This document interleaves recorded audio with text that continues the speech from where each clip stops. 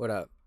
I'm going to make a quick video about how to use the Waveshaper, mostly as a compressor, but also as an experimental effect that we can do a lot of cool distortions and stuff with.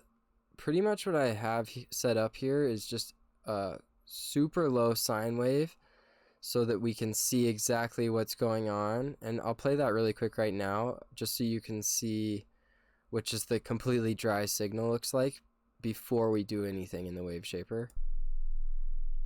So there it is.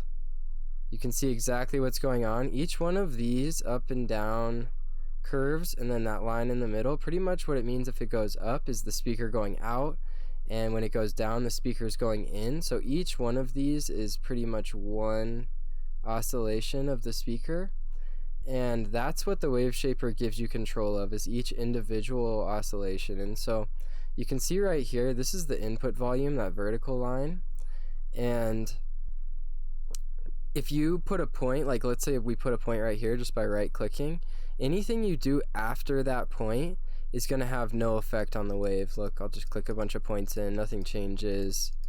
And so it's only what you do before the input volume that has any effect. So like, let's take a look at this. We get this kind of squared off thing. You can see that this shape is following that shape as I do this. Watch, I'll get a little more extreme. You see this exact shape, up, across, down, and over, up, across, down, and over. And so that's what you're controlling really when you use the Waveshaper, which just makes it so valuable, because like as you hear, we just got some distortion out of that sine wave. We could also do something like this, maybe increase the input volume, and then we get this much sharper movement of the speaker, which is pretty much how distortions are made in the first place.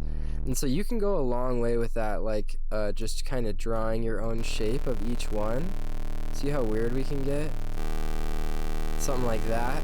It's following the exact shape. If we really look at it closely, you can see that that shape is the same. And so using that as a compressor, for example, all you would really do is just round out the top over this. So like this is almost like a saturation right here, because I'm just squaring the top. You can see it goes diagonal and then flat, diagonal and then flat. And so it always follows what that does, and can be extremely useful for that because it uses literally like no CPU and can do some pretty powerful compression, especially depending on kind of how used to it you get. But it's easier than people think. It's kind of like a intimidatingly weird plugin at first, but this is really all it's doing, and you can use it for a ton of stuff. I put it on guitars, I put it on synths, I use it as like a bus compressor a lot of time, and you can really, you know, I'll like push the volume up into it to get a little bit more of a squared out tone.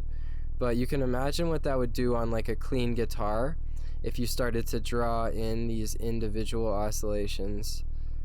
So that's pretty much it. I just wanted to make this one quick and hopefully help you out with understanding what a Waveshaper does. If you have any questions, let me know. Give me a subscribe if you're trying to learn about FL, and I'll see you soon.